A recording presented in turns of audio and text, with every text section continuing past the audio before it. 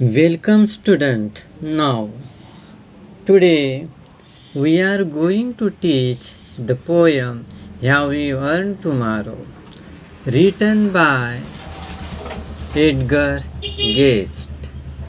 Now today we start the poem of standard 12 subject English.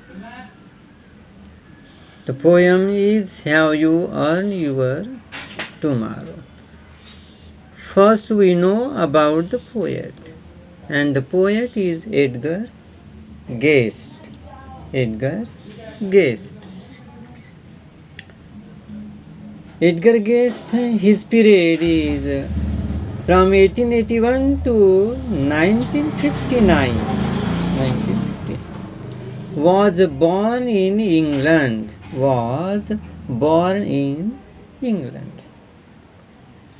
And was brought to the United States. When he was 10 years old, he began his writing career in 1895 at the age of 14. Edgar Guest is known as people's poet for his simple style and optimistic tone of writing. Guest is an American writer of newspaper and magazines. Now I translate it into Marathi. Edgar guest याचा कालखंड 1881 ते 1959 चा जन्म इंग्लंडमध्ये झाला होता आणि was brought to the United States when he was 10 years old. आणि तो जेव्हा 10 वर्षाचा होता तेव्हा युनायटेड स्टेट म्हणजे अमेरिकेमध्ये तो आलेला होता. He begin his writing career. त्यांनी आपले लिखाणाची सुरुवात जे लिखाणाचं करिअर होतं ते 1895 वयाच्या 14व्या वर्षीपासून सुरू केलेलं होतं. Edgar Guest is known as a people's poet. Edgar गेस्टला लोकांचं कवी म्हणून ओळखल्या जात होतं. कारण काय, त्यांच्या साध्या लिखाणामुळे ही द सिम्पल स्टाईल, लिहिण्याची शैली पद्धत, स्किल कशी सोपी, ऑप्टिमिस्टिक टोन आणि जे त्याचं जे रायमिंग स्कीम आहे किंवा लिखाणाची जे काही एक प्रकारची टून आहे लिहाची ती साधी होती. Guest is an American writer of newspaper and magazines. हा अमेरिकन लेखकसुद्धा वर्तमानपत्राचा आणि मॅगझिनचा बनलेला होता. This is an inspirational poem. ही कविता एकदम कसं आहे, इन्स्पायरेशनल पोयम, प्रेरणादायी कविता आहे. This is an inspirational poem, प्रेरणादायी कविता आहे.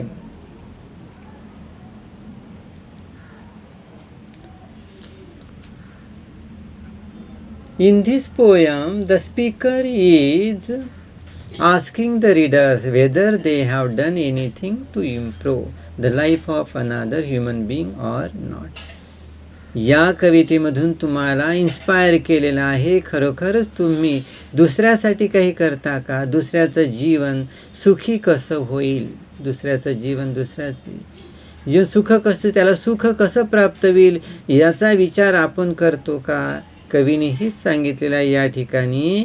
The speaker is asking the readers. तो वाचकाला विचारतो का whether they have done anything. तुम्ही असं काही कृत्य, असे काही ॲक्टिव्हिटी किंवा असं काही केलं का कार्य की ज्याच्यामुळे दुसरे लोक सुखावले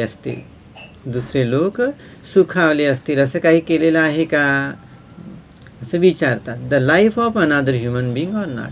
it is up to you whether you will have a better future or not. आपण स्वतःला आपलं चांगलं भविष्य देऊ शकतो का किंवा नाही. therefore one should consider one's action. म्हणून आपण आपल्या कृतीकडे, कार्याकडे लक्ष द्यावं. and deeds carefully. आणि काळजीपूर्वक राहावं. did carefully and plan according for a better future. आणि आपल्या भविष्याकरता आपण आपला काय बेटर फ्युचरसाठी योग्य प्लान असा योजना बनवायचं असं. आपलं काय ॲम्बिशन आहे, आपलं काय ध्येय आहे, याच्याकरता आपण काय ते आपलं जीवन चांगलं होण्याकरता आपण प्लॅन बनवला पाहिजे. भविष्याचा काय उद्देश काय आहे, आपलं ॲम्बिशन काय आहे. Now we are going to teach the poem stanza first. Have you earn your tomorrow. Have you earn your tomorrow. याचा अर्थ काय आहे. Have you earn your tomorrow. Is anybody happier because you passed his way. Does anyone remember that you spoke to him today. This day is almost over and its toiling time is through. Is there anyone to utter now a kindly word of you. Have you earn your tomorrow. याचा अर्थ काय दिलेला आहे की उद्याचा तुमचा जो दिवस आहे उद्याचा, त्याला चांगला केलं का तो सुखी होऊ शकतो का. Have you earn your tomorrow. की उद्याचा आपला दिवस कसा होईल, कसा चांगला होईल, याचा तुम्ही विचार केला का. Have you earn your tomorrow. Is anybody happier because you pass his way. म्हणजे मग आपला उद्याचा दिवस आपला कसा चांगला होईल. पहिले हे 3 प्रश्न विचारलेले आहेत की is anybody happier because you pass his way.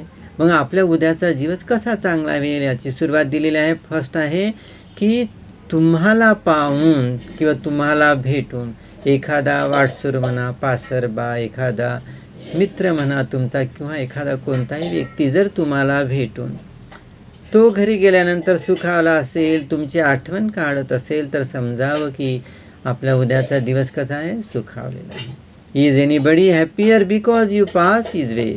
तो सुखी झाला का. त्याच्या मनावर किंवा त्याच्या चेहऱ्यावर एक्सप्रेशन, त्याचं मन आनंदित झालं की तुम्हाला पाहून, तुम्हाला भेटून असं काही झालं का. Does anyone remember that you spoke to him today. Does anyone remember that you spoke to him today.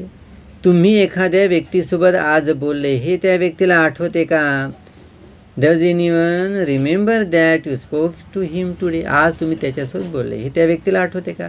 जर आठवत असेल तर तुमचा दिवस चांगला झाला. This day is almost over and its toiling time is through. आजचा दिवस खरोखरच चांगला जाईल. This day is almost over and its toiling time is through. Toiling time याचा अर्थ काय. Time spent is hard physically work. Physically शारीरिकरित्या तुम्ही खूप परिश्रम केला आज दिवसभर.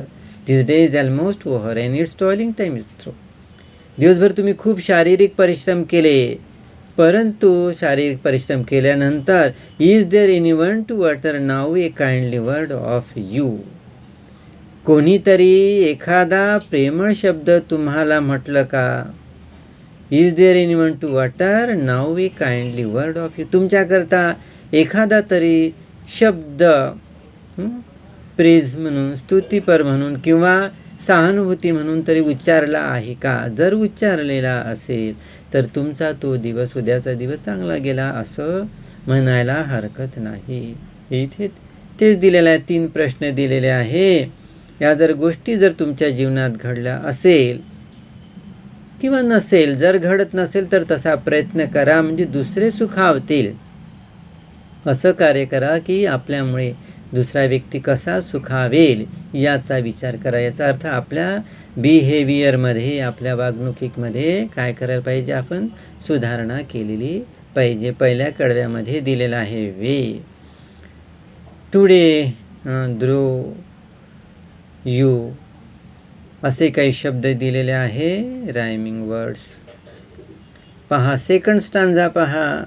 काय. Did you give a cheerful greeting to the friend who came along. Did you give a cheerful greeting to the friend who came along. Cheerful greeting. Cheerful greeting म्हणजे काय की तुमचा जो मित्र आहे तुमचा, हू केम अलॉंग, जो सोबत आहे, की त्याला तुम्ही आनंदाने त्याचं स्वागत केलं का? Did you give a cheerful greeting to the friend who came along? आनंदाने त्याचं स्वागत केलं का? Did you give a cheerful greeting to the friend who came along?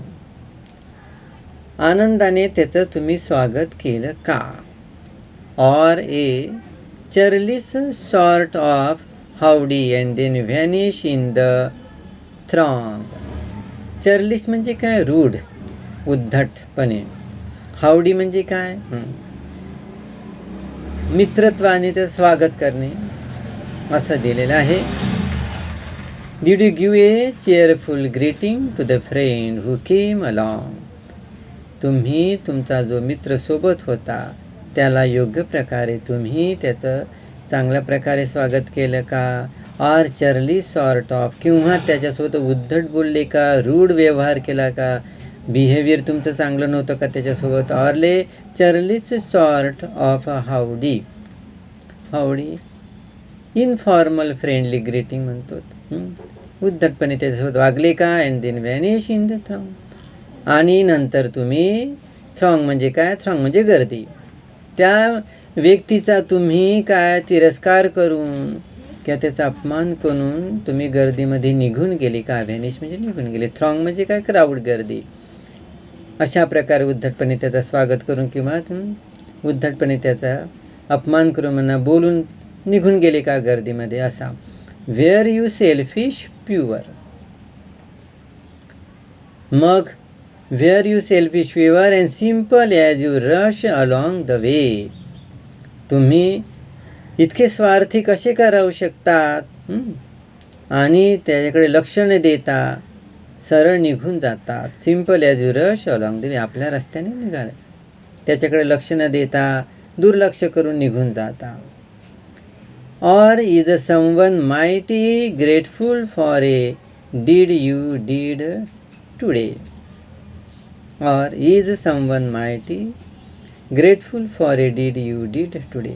किंवा आज तुम्ही जे काही कार्य केलं चांगल्या प्रकारे त्याचं कोणी स्वागत केलं आहे का? त्याचं कोणी स्वागत केलं आहे का? अशा प्रकारचे जर कार्य चांगले किंवा वाईट जर आपण आपल्या जीवनामध्ये जर केले तर काय? वाईट जर कार्य केले, कोणाचा तिरस्कार केला, उद्धट रूढ वागलो, कोणी आपल्यासमोर आलं आपण त्याच्याकडे पाहिलंसुद्धा नाही, दुर्लक्ष केलं, निग्लेक्ट केलं, त्याला अव्हॉइड केलं आणि आपण आपल्या कामाने निघून गेलं, तर कवीचं म्हणणं काय आहे की आपल्यामुळे दुसरा व्यक्ती सुखावला पाहिजे, आनंदित झालेला पाहिजे. म्हणजेच आपण आपला दिवस टुमारो हा चांगला होईल असं कवीचं म्हणणं आहे. पण जर आपण जर चर्लिश किंवा हावडीप्रमाणे दुसऱ्यासोबत बिहेवियर जर केलं तर आपला तो चांगला दिवस होणार नाही. त्यानंतर दिलेला आहे can you say tonight. Can you say tonight in parting with the. Can you say tonight in parting with the days that's sleeping fast. काय म्हटलं आहे? Can you say tonight in parting with the days that's sleeping fast. That you help a single brother of the many that you pass. Is a single heart rejoicing over what you did or said. Does a man whose hopes were fading now with courage look ahead? With courage look